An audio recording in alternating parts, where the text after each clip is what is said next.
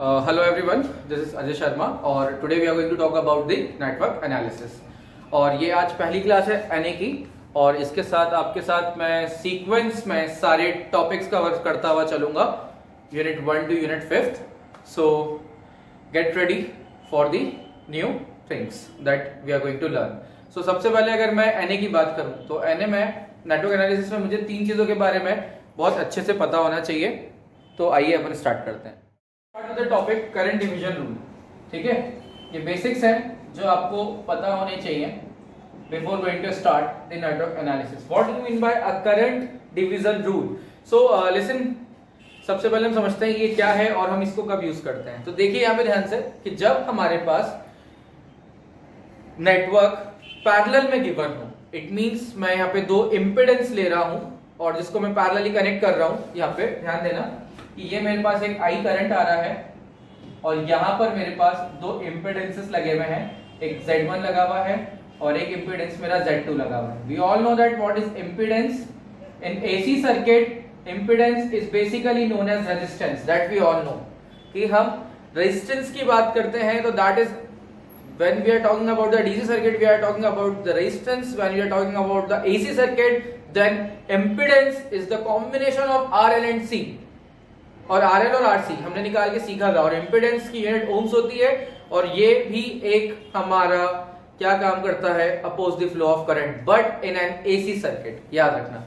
So what is current division rule? Sir हम लोगों ने अकॉर्डिंग टू KCL पढ़ा हुआ है माय डियर। यहाँ देखेंगे कि ये हमारा I1 करंट आएगा, ये मेरा I2 करंट आएगा, डिवाइड हो गया I current. According to this equation क्या बनी sir? According to KCL I is equals to I1 plus I2। हाँ या ना? बिल्कुल हाँ है ये तो। ठीक, अब अगर मैंने बोला कि सर अगर मुझे इसमें वोल्टेज निकालना है, वोल्टेज निकालना है, तो मैं क्या बोलूंगा यहाँ पे? V is equals to होता है I into R। तो I into मैंने बोला सर Z इक्विवेलेंट। आपने 12th में पढ़ा होगा इक्विवेलेंट रेजिस्टेंस निकालना, दो पैरेलल का इक्विवेलेंट निकाल देंगे यहाँ से, है ना? तो यहाँ पे क्या हो जाएगा साहब? Z इक्विवेलेंट मतलब अगर दो रेजिस्टेंस पैरेलल में है तो क्या फॉर्मूला होता है sir? Z1 Z2 upon Z1 plus Z2, ये होता है। बोलो हाँ। ठीक, ये हमारा मैंने निकाल दिया उठा के वोल्टेज I into R करके, जो I into Z करके निकाल दिया यहाँ पे, क्योंकि यहाँ पे इंपेडेंस गिवन है। सो अब अगर मैं बोलूं कि what is I1 current, how can we find the I1 current directly in a single step, मैं कैसे निकाल सकता हूं? तो सी, यहाँ पे हमें करना कुछ नहीं है, just you have to see this. तो I1 निकालना है तो I1 होता है मेरा I is equals to V by R होता है, तो ये V upon Z1, याद रखना। पैरेलल सर्किट में डायरेक्ट करंट निकाल सकता हूं मैं। I1 equal to V by Z1 और V की वैल्यू आई थिंक तुम्हारे पास थी यहाँ पर I into Z1 Z2 upon Z1 plus Z2 upon Z1। I think you are having the answer। I1 is equals to I into Z2 upon Z1 plus Z2। Is it clear? अब मैं एक छोटी सी चीज यहाँ discussion करना चाहूंगा आपके साथ, जो एक शॉर्ट ट्रिक क्रिएट करेगी यहाँ पर, जो आपको मैं डायरेक्टली अब बता देता हूँ। अब अगर मैंने बोला तुम्हें I2 निकालना है तो I2 के लिए क्या हो जाएगा बॉस? डायरेक्टली भी बोल सकता हूँ मैं कि I into Z2 छोड़ देते हैं, तो ये क्या दिख रहा है? Z1, क्योंकि I1 के लिए Z2 था तो I2 के लिए यहाँ इसमें इंटू कर देना Z1 upon Z1 plus Z2। आ गया समझ? ये डायरेक्टली मैंने यूज कर लिया था and the unit is ampere. This is known as the current division rule, where we can easily find out the current between a parallel branches। ये not even being used in the 12th standard, it is also going to use in the network analysis। basically ये हर तरह के network को solve करने के लिए होता है। ठीक, ये एक स्टैंडर्ड कॉन्सेप्ट है। The next rule that we are going to talk about is voltage division rule। so let's talk about the voltage division rule। voltage division rule हमारा सीरीज में लगाया जाता है। जैसे हमने करंट डिवीजन रूल देखा तो करंट डिवीजन हमारा पैरेलली इंपेडेंसेस में लगाया जाता था, वोल्टेज डिवीजन हमारा किस में लगाया जाता है? सीरीज में। सीरीज सर्किट्स में इसका यूज किया जाता है वोल्टेज डिवीजन रूल का। आई बात समझ? अब यहां देखते हैं, ये मेरा एक इंपेडेंस हो गया Z1, एक मैंने इंपेडेंस लिया ये Z2। ध्यान दीजिएगा, यहाँ पर मैंने एक वोल्टेज से इसको कनेक्ट कर दिया, ये कनेक्ट कर दिया मैंने, डीसी वोल्टेज मैंने ले लिया यहाँ पे V, इससे मैंने कनेक्ट कर दिया। We all know that in series circuit current is being same, I same होता है, ये हमें पता होना चाहिए, नहीं पता तो पता कर लो। ठीक, इसमें कोई दिक्कत? इसका मतलब मैंने पोटेंशियल किसके अक्रॉस दिया, इन दोनों के अक्रॉस दिया है, टर्मिनल्स के अक्रॉस V पोटेंशियल दिया है, यहाँ से I करंट फ्लो हुआ, हाँ या ना। अब अगर मैं वोल्टेज डिवीजन रूल की बात कर रहा हूं तो basically what we are going to find out over here, voltage across this impedance, यानी ये वोल्टेज यहां डिवाइड होगा और ये वोल्टेज यहां डिवाइड होगा। तो आप सबको पता है यहाँ पर कि सर V1 की बात करें तो V1 हो गया I इंटू Z1, हाँ या ना, और V2 हो गया मेरा डायरेक्टली I इंटू Z2। इसका मतलब मुझे किसकी वैल्यू चाहिए, अब चाहिए मुझे I की value. I equal to V by R होता है, तो I इक्वल टू हो गया V upon Z1 plus Z2। Series में रेजिस्टेंस ऐड होते हैं तो इंपेडेंस भी ऐड हो गए। I की वैल्यू उठाओ, यहाँ सब्स्टिट्यूट कर दो, तो V1 कितना हो गया बॉस, यहाँ देखा जाए तो V1 बराबर हो गया I इंटू कितना, I की वैल्यू बोलो जल्दी से, V Z1 upon Z1 plus Z2 comma, और V2 कितना हो जाएगा boss, V Z1 plus Z2 into Z2। ये हो गया आपका आंसर। आप डायरेक्टली इसको यूज कर सकते हैं if you need to find out the voltage और करंट। आप डायरेक्टली इसको यूज कर सकते हैं for the calculation of the voltage, और कितना जल्दी निकल जाएगा आप खुद समझ सकते हैं अपने व्हाट्सएप के कॉलेज के ग्रुप में। ठीक है, आप इस वीडियो को शेयर करेंगे, लाइक करेंगे, मैं आपके साथ नेटवर्क का पूरा पार्ट डिस्कशन करता जाऊंगा। तो आप सभी से एक ही चीज मैं चाहूंगा, आप अपने कॉलेज के जितने भी लोग नेटवर्क एनालिसिस पढ़ रहे हो उनके साथ ये चीज शेयर कर लें। अच्छा लगे तो सब्सक्राइब कर लीजिएगा, नहीं लगे तो भी कर लीजिएगा। ठीक है, चलिए अब नेक्स्ट आगे बात करें तो आगे हमारे पास डिस्कशन में कुछ सिस्टमैटिक थंब रूल है बॉस लाइफ में। ठीक है, नेटवर्क एनालिसिस की लाइफ में कुछ थंब रूल है जो हमें पता होने चाहिए। पहला, जैसे कि अगर हमारे पास एक वोल्टेज सोर्स है V1 और इसके साथ एक और वोल्टेज सोर्स है और दोनों की पोलैरिटी क्या है, प्लस ये जा रहा है इधर, प्लस से माइनस की तरफ और ये ऊपर जा रहा है। इसका अगर मैं कॉम्बिनेशन देखूं तो क्योंकि पोलैरिटी दोनों का करंट कहां ट्रांसफर कर रहा होगा, ऊपर की तरफ जा रहा होगा, -2 प्लस ये भी प्लस -2 प्लस सेम हो गया, तो ये ऐड हो जाएंगे। इसका मतलब अगर मैं एक वोल्टेज देखूं तो ये प्लस माइनस बिकम्स एक बन जाएगा, और क्योंकि दोनों सीरीज कनेक्शंस थे तो ये बन जाएगा सर V1 प्लस V2। अब एक और चीज समझना, अगर मैं इसकी पोलैरिटी बदल दूं, फॉर एग्जांपल मैं इसकी पोलैरिटी को यहां पर, इसको मैं माइनस, इसको प्लस कर दूं, तो उस समय क्या हो जाएगा बॉस, उस समय ये केस जनरेट हो जाएगा, प्लस माइनस वोल्टेज जो जनरेट होगा that is V is equals to V1 minus V2। तो पोलैरिटी का खेल होता है माय डियर। अगर आप यहां पर तो सेम पोलैरिटी की बात कर रहे थे तो it is going to add, अगर डिफरेंट पोलैरिटीज की बात कर रहे हो तो सब्सट्रैक्ट हो रहा है ये दो। ठीक, तो यहां पर ये चीज क्लियर हो गई कि अगर हमारा वोल्टेज सीरीज में है तो क्या होंगे, ऐड होंगे पोलैरिटी बेसिस पर। ठीक, पहले कौन सा आएगा वो भी डिसाइड करें, अगर ये गिवन होता है सवाल में, पहले कौन सा आएगा ये सवाल में आपके पास मेंशन होगा। ठीक, कि कौन सी पोलैरिटी, आपको तो देख के रूल लगाना है बस। Now another one, what happens when a current source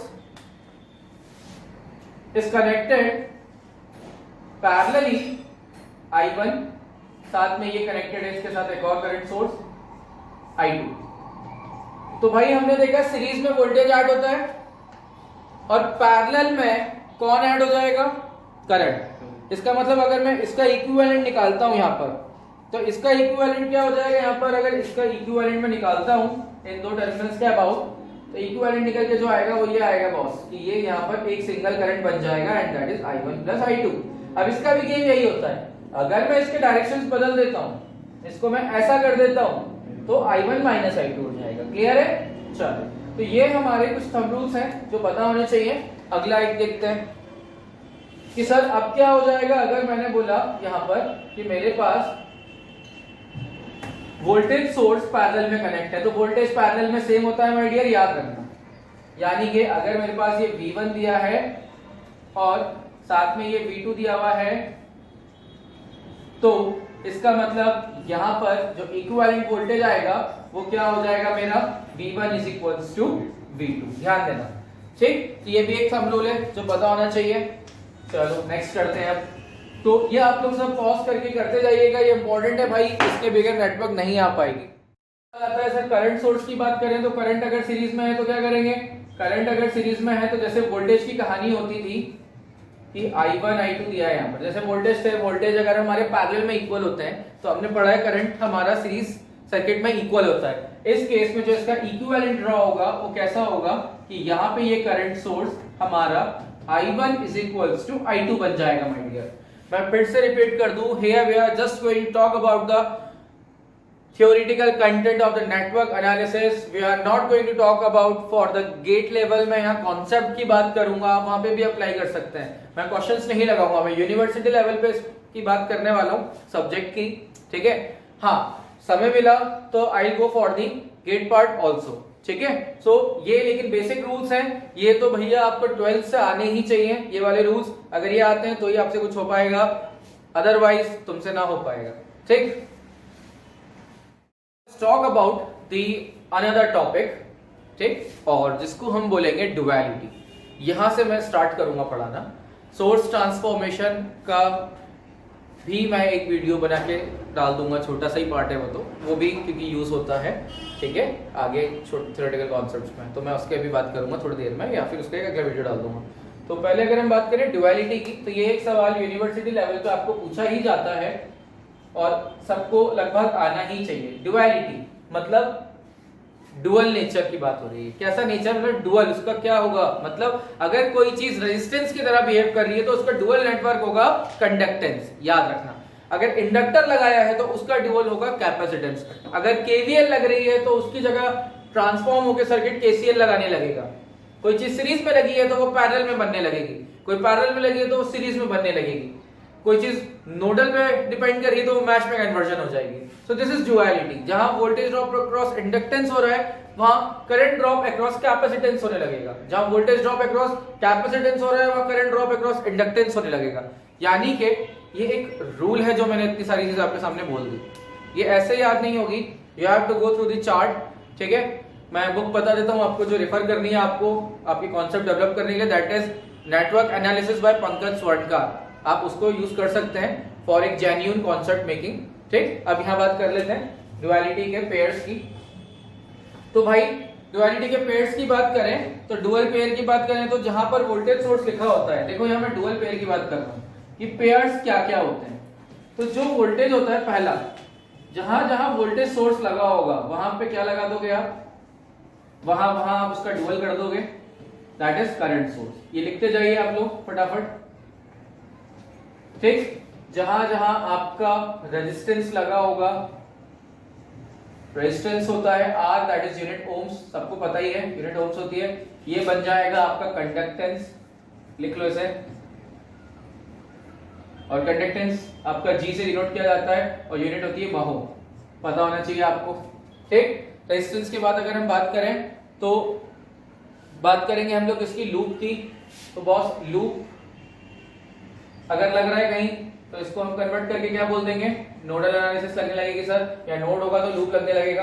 मैंने ये डबल डुअल इसीलिए दिया है दोनों तरफ, वाइस वर्सा होता है बॉस, उल्टा भी होता है उसका, ठीक है। अगर मैंने बोला यहाँ वोल्टेज ड्रॉप अक्रॉस रेजिस्टेंस हो रहा है तो आ रही होता है, अब इसकी जगह अगर देखें डुअल तो क्या होने लगेगा बॉस, आई की जगह क्या बन जाएगा, आप सबको पता है वोल्टेज, आर की जगह जी, तो ये जी भी लगने लगेगा, ठीक है।